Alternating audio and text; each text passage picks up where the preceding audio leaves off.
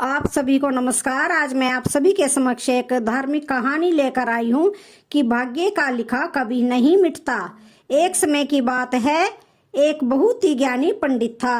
वह अपने एक बचपन के घनिष्ठ मित्र से मिलने के लिए किसी दूसरे गांव में जा रहा था, जो कि बचपन से ही गूंगा वह एक पैर से अपाहिज था।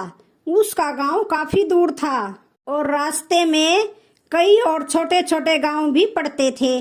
पंडित अपनी धुन में चला जा रहा था कि रास्ते में उसे एक आदमी मिल गया जो दिखने में बड़ा ही हष्ट पुष्ट था। वह भी पंडित के साथ ही चलने लगा। पंडित ने सोचा कि चलो अच्छा है, साथ साथ चलने से रास्ता जल्दी कट जाएगा। पंडित ने उस आदमी से उसका नाम पूछा तो उस आदमी ने अपना नाम महाकाल बताया। पंडित को ये नाम बड़ा अजीब लगा, लेकिन उसने नाम के विषय में और कुछ पूछना उचित नहीं समझा। दोनों धीरे धीरे चलते रहे। तभी रास्ते में एक गांव आया। महाकाल ने पंडित से कहा, तुम आगे चलो, मुझे इस गांव में एक संदेशा देना है। मैं तुमसे आगे मिलता हूँ, ठीक है? कहकर पंडित अपनी धुन में चलता रहा। तभी एक भैंसे ने एक आदमी को मार दिया और जैसे ही भैंसे ने आदमी को मारा, लगभग तुरंत ही महाकाल वापस पंडित के पास पहुंच गया। चलते चलते दोनों एक दूसरे गांव के बाहर पहुंचे, जहां एक छोटा सा मंदिर था। ठहरने की व्यवस्था ठीक लग रही थी और क्योंकि पंडित के मित्र का गांव अभी काफी दूर था, साथ ही रात्रि होने वाली थी। सो पंडित ने कहा, रात्रि होने वाली है, पूरा दिन चले हैं, थकावट भी बहुत हो चुकी है, इसलिए आज की रात हम इसी मंदिर में रुक जाते हैं। भूख भी लगी है, सो भोजन भी कर लेते हैं और थोड़ा विश्राम करके सुबह फिर से प्रस्थान करेंगे। महाकाल ने जवाब दिया, ठीक है, लेकिन मुझे इस गांव में किसी को कुछ सामान देना है, सो मैं दे कर आता हूँ। तब तक तुम भोजन कर लो, मैं बाद में आके खा लूंगा। और इतना कहकर वह चला गया। लेकिन उसके जाते ही कुछ देर बाद उस गांव से धुआं उठना शुरू हो गया और धीरे धीरे पूरे गांव में आग लग गई थी। पंडित को आश्चर्य हुआ। उसने मन ही मन सोचा कि जहां भी ये महाकाल जाता है, वहां किसी न किसी तरह की हानि क्यों हो जाती है, जरूर कुछ गड़बड़ है। लेकिन उसने महाकाल से रात्रि में इस बात का कोई जिक्र नहीं किया। सुबह दोनों ने फिर से अपने रास्तों की ओर चलना शुरू कर दिया। कुछ देर बाद एक और गांव आया और महाकाल ने फिर से पंडित से कहा कि पंडित जी, आप आगे चलें, मुझे इस गांव में भी कुछ काम है, इसलिए मैं आपसे आगे जाकर मिलता हूँ। इतना कहकर महाकाल जाने लगा, लेकिन इस बार पंडित आगे नहीं बढ़ा, बल्कि खड़े होकर महाकाल को देखता रहा कि वह कहाँ जाता है और क्या करता है। तभी लोगों की आवाजें सुनाई देने लगी कि एक आदमी को सांप ने डस लिया और उस व्यक्ति की मृत्यु हो गई है। ठीक उसी समय महाकाल फिर से पंडित के पास पहुंच गया, लेकिन इस बार पंडित को सहन नहीं हुआ। उसने महाकाल से पूछ ही लिया कि तुम जिस गांव में भी जाते हो, वहां कोई न कोई नुकसान हो जाता है, क्या तुम मुझे बता सकते हो कि आखिर ऐसा क्यों होता है? महाकाल ने जवाब दिया, पंडित जी, आप मुझे बड़े ज्ञानी मालूम पड़े थे, इसलिए मैं आपके साथ चलने लगा था, क्योंकि ज्ञानियों का संग हमेशा अच्छा होता है। लेकिन क्या सचमुच आप अभी तक मुझे नहीं समझे कि मैं कौन हूँ? पंडित ने कहा, मैं समझ तो चुका हूँ, लेकिन कुछ शंका है, सो यदि आप ही अपना परिचय दे दें तो मेरे लिए बहुत आसानी होगी। महाकाल ने जवाब दिया कि मैं यमदूत हूँ और यमराज की आज्ञा से उन लोगों के प्राण हरता हूँ जिनकी आयु पूर्ण हो चुकी है। हालांकि पंडित को पहले से ही इस बात की शंका थी, फिर भी महाकाल के मुंह से यह बात सुनकर पंडित थोड़ा घबरा गया, लेकिन फिर हिम्मत करके पूछा कि अगर ऐसी बात है और तुम सचमुच ही यमदूत हो तो बताओ, अगली मृत्यु किसकी है?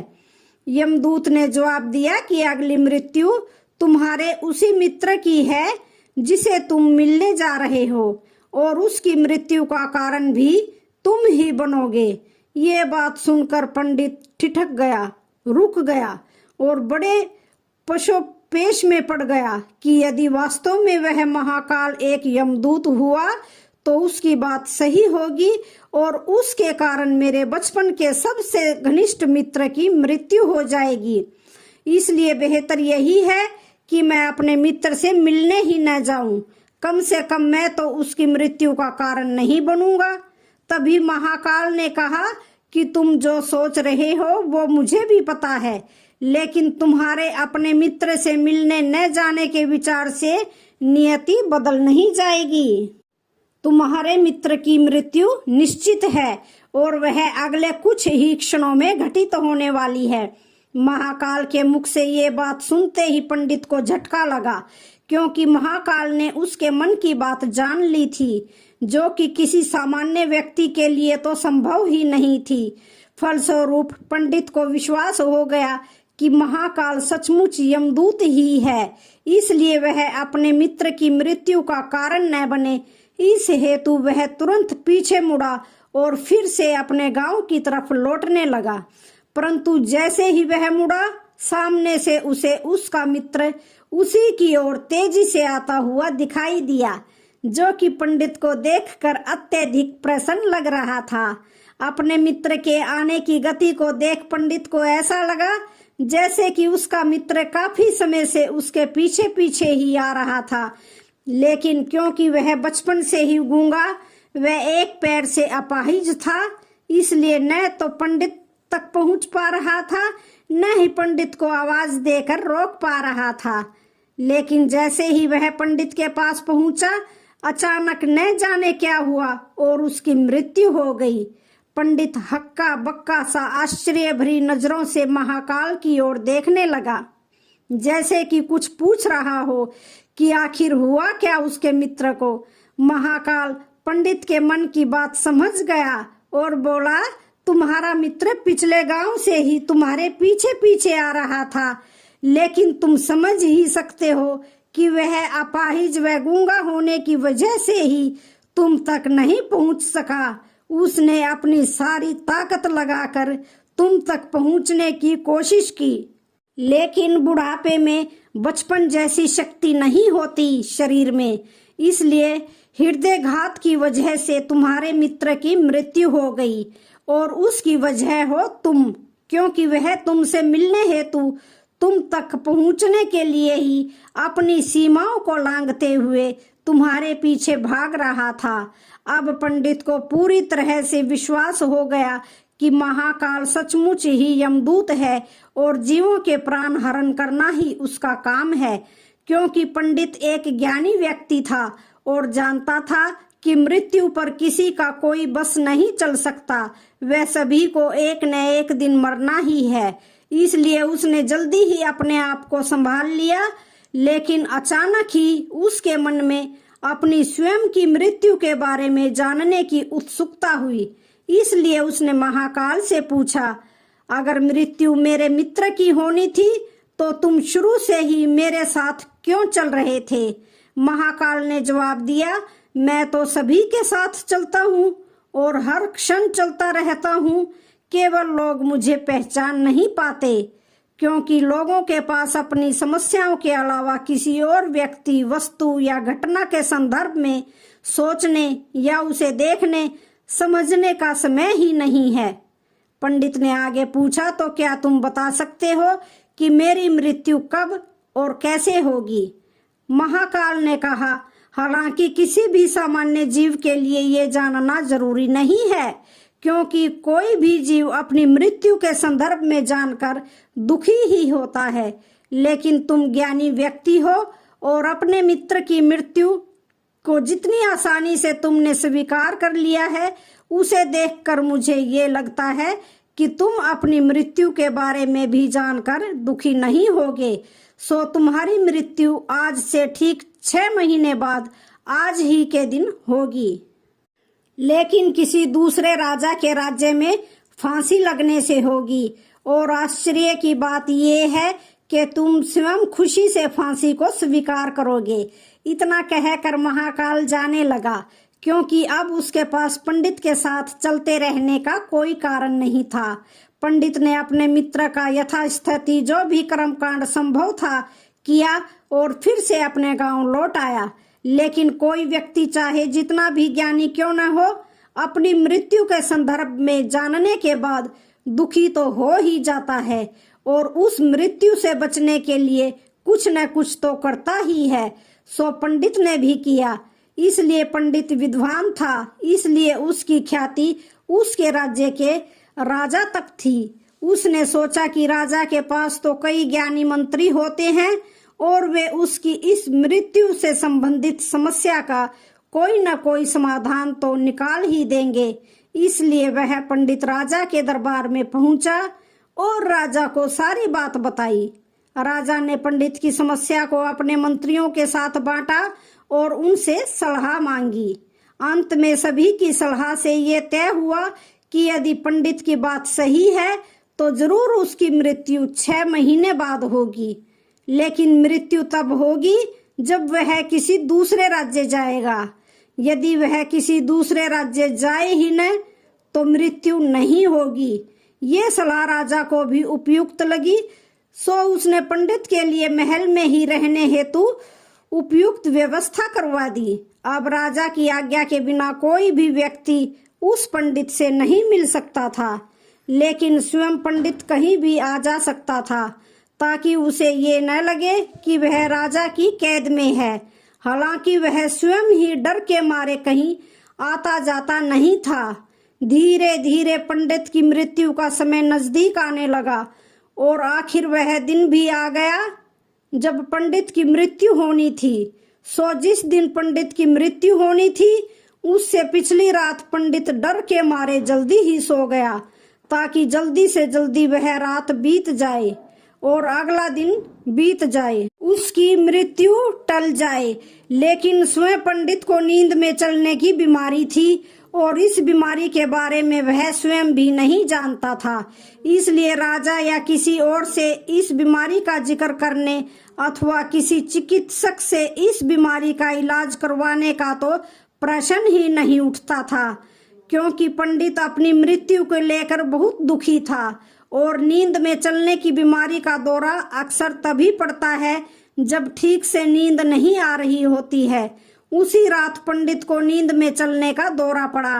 वह उठा और राजा के महल से निकलकर अस्तबल में आ गया, क्योंकि वह राजा का खास मेहमान था। इसलिए किसी भी पहरेदार ने उसे न तो रोका न किसी तरह की पूछताछ की। अस्तबल में पहुंचकर वह सबसे तेज दौड़ने वाले घोड़े पर सवार होकर नींद की बेहोशी में ही राज्य की सीमा से बाहर दूसरे राज्य की सीमा में चला गया। इतना ही नहीं, वह दूसरे राज्य के राजा के महल में पहुंच गया और संयोग से उस महल में भी किसी पहरेदार ने उसे नहीं रोका और न ही कोई पूछताछ की, क्योंकि सभी लोग रात के अंतिम पहर की गहरी नींद में थे। वह पंडित सीधे राजा के शयन कक्ष में पहुंच गया। रानी के एक ओर उस राज्य का राजा सो रहा था, दूसरी ओर स्वयं पंडित जाकर लेट गया। सुबह हुई तो राजा ने पंडित को रानी की बगल में सोया हुआ देखा। राजा बहुत क्रोधित हुआ। पंडित को गिरफ्तार कर लिया गया। पंडित को तो समझ में ही नहीं आ रहा था कि वह आखिर दूसरे राज्य में और सीधे ही राजा के शयन कक्ष में कैसे पहुंच गया। लेकिन वहां उसकी सुनने वाला कौन था। राजा ने पंडित को राज दरबार में हाजिर करने का हुक्म दिया। कुछ समय बाद राजा का दरबार लगा। वहां राजा ने पंडित को देखा और देखते ही इतना क्रोधित हुआ कि पंडित को फांसी पर चढ़ा दिए जाने का फरमान सुना दिया। फांसी की सजा सुनकर पंडित कांप गया। फिर भी हिम्मत कर उसने राजा से कहा कि महाराज, मैं नहीं जानता कि मैं इस राज्य में कैसे पहुंचा। मैं ये भी नहीं जानता कि मैं आपके शयन कक्ष में कैसे आ गया और आपके राज्य के किसी भी पहरेदार ने मुझे रोका क्यों नहीं। लेकिन मैं इतना जानता हूँ कि आज मेरी मृत्यु होनी थी, और होने जा रही है। राजा को ये बात थोड़ी अटपटी लगी। उसने पूछा, तुम्हें कैसे पता कि आज तुम्हारी मृत्यु होनी थी? कहना क्या चाहते हो तुम? राजा के सवाल के जवाब में पंडित ने पिछले 6 महीने की पूरी बात बता दी और कहा कि महाराज, मेरा क्या, किसी भी सामान्य व्यक्ति का इतना साहस कैसे हो सकता है कि वह राजा की उपस्थिति में राजा के ही कक्ष में रानी के बगल में सो जाए? ये तो सरासर आत्महत्या ही होगी, और मैं दूसरे राज्य से इस राज्य में आत्महत्या करने क्यों आऊंगा? राजा को पंडित की बात थोड़ी उपयुक्त लगी, लेकिन राजा ने सोचा कि शायद वह पंडित मृत्यु से बचने के लिए ही महाकाल और अपनी मृत्यु की भविष्यवाणी का बहाना बना रहा है। इसलिए उसने पंडित से कहा कि यदि तुम्हारी बात सत्य है और आज तुम्हारी मृत्यु का दिन है, जैसा कि महाकाल ने तुमसे कहा है, तो तुम्हारी मृत्यु का कारण मैं नहीं बनूंगा। लेकिन यदि तुम झूठ कह रहे हो तो निश्चित ही आज तुम्हारी मृत्यु का दिन है। क्योंकि पड़ोसी राज्य का राजा उसका मित्र था, इसलिए उसने तुरंत सिपाहियों के साथ दूसरे राज्य के राजा के पास पत्र भेजा और पंडित की बात की सत्यता का प्रमाण मांगा। शाम तक भेजे गए सैनिक फिर से लौटे और उन्होंने आकर बताया कि महाराज, पंडित जो कह रहा है वह सच है। दूसरे राज्य के राजा ने पंडित को अपने महल में ही रहने की संपूर्ण व्यवस्था दे रखी थी और पिछले 6 महीने से ये पंडित राजा का मेहमान था। कल रात राजा स्वयं इससे अंतिम बार इसके शयन कक्ष में मिले थे और उसके बाद ये इस राज्य में कैसे पहुंच गया, इसका कोई पता नहीं। इसकी जानकारी किसी को नहीं है। इसलिए उस राज्य के राजा के अनुसार पंडित को फांसी की सजा दिया जाना उचित नहीं है। लेकिन अब राजा के लिए एक नई समस्या आ गई, क्योंकि उसने बिना पूरी बात जाने ही पंडित को फांसी की सजा सुना दी थी। इसलिए अब यदि पंडित को फांसी न दी जाए तो राजा के कथन का अपमान हो जाएगा, और यदि राजा द्वारा दी गई सजा का मान रखा जाए तो पंडित जी की बेवजह मृत्यु हो जाएगी। राजा ने अपनी इस समस्या का जिक्र अपने अन्य मंत्रियों से किया और सभी मंत्रियों ने आपस में चर्चा कर ये सुझाव दिया कि महाराज, आप पंडित को कच्चे सूत के एक धागे से फांसी लगवा दें। इससे आपके वचन का मान भी रहेगा और सूत के धागे से लगी फांसी से पंडित की मृत्यु भी नहीं होगी, जिससे उसके प्राण भी बच जाएंगे। राजा को ये विचार बहुत अच्छा लगा और उसने ऐसा ही आदेश सुनाया। पंडित के लिए सूत के धागे का फांसी का फंदा बनाया गया और नियम अनुसार पंडित को फांसी पर चढ़ाया जाने लगा। सभी खुश थे कि न तो पंडित मरेगा न राजा का वचन झूठा पड़ेगा। पंडित को विश्वास भी था कि सूत के धागे से तो उसकी मृत्यु नहीं होगी, इसलिए वह भी खुशी खुशी फांसी चढ़ने को तैयार हो गया, जैसा कि महाकाल ने उसे कहा था। लेकिन जैसे ही पंडित को फांसी दी गई, सूत का धागा तो टूट गया, लेकिन टूटने से पहले उसने अपना काम कर दिया। पंडित के गले की नस कट चुकी थी उस सूत के धागे से और पंडित जमीन पर पड़ा तड़प रहा था। हर धड़कन के साथ उसके गले से खून की फुहार निकल रही थी और देखते ही देखते कुछ ही क्षणों में पंडित का शरीर पूरी तरह से शांत हो गया। सभी लोग आश्चर्यचकित हक्के बक्के से पंडित को मरते हुए देखते रहे। किसी को भी विश्वास नहीं हो रहा था कि एक कमजोर सूत के धागे से किसी की मृत्यु हो सकती है, लेकिन घटना घट चुकी थी। नियति ने अपना काम कर दिया था। जो होना होता है वह होकर ही रहता है। हम चाहे जितनी सावधानियां बरतें या चाहे जितने उपाय कर लें, लेकिन हर घटना और उस घटना का सारा ताना बाना पहले से निश्चित है, जिसे हम रत्ती भर भी इधर उधर नहीं कर सकते। इसलिए ईश्वर ने हमें भविष्य जानने की क्षमता नहीं दी है, ताकि हम अपने जीवन को ज्यादा बेहतर तरीके से जी सकें। और यही बात उस पंडित पर भी लागू होती है। यदि पंडित ने महाकाल से अपनी मृत्यु के बारे में न पूछा होता तो अगले 6 महीने तक वह राजा के महल में कैद होकर हर रोज डर डर कर जीने की बजाय ज्यादा बेहतर जिंदगी जीता। प्रकृति ने जो कुछ भी बनाया है और उसे जैसा बनाया है वह सब कुछ किसी न किसी कारण से वैसा है और उसके वैसा होने पर सवाल उठाना गलत है, क्योंकि हर व्यक्ति, वस्तु या स्थिति का संबंध किसी न किसी घटना से है जिसे घटित होना है। उदाहरण के लिए पंडित जी की मृत्यु का संबंध उसके मित्र से था, क्योंकि यदि वह उसके मित्र से मिलने न जा रहा होता तो उसे रास्ते में महाकाल न मिलता और पंडित उससे अपनी मृत्यु से संबंधित सवाल न पूछता। जबकि यदि पंडित अपने मित्र से मिलने न जाता और पंडित का मित्र बचपन से ही गूंगा व अपाहिज न होता तो उसकी मृत्यु न होती, क्योंकि उस स्थिति में वह अपने मित्र को पीछे से आवाज देकर रोक सकता था। यानी बचपन से प्रकृति ने उसे जो अपंगता दी थी उसका संबंध उसकी मृत्यु से था। इसी तरह से पंडित को नींद में चलने की बीमारी है, इस बात का पता यदि स्वयं पंडित को पहले से होता तो वह इस बात का जिक्र राजा से जरूर करता।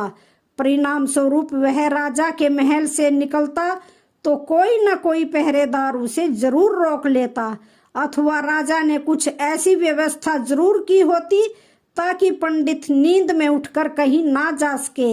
यानी हर घटना के घटित होने के लिए प्रकृति पहले से ही सारे बीज बो देती है, जो अपने निश्चित समय पर अंकुरित होकर उस घटना के घटित होने में अपना योगदान देते हैं।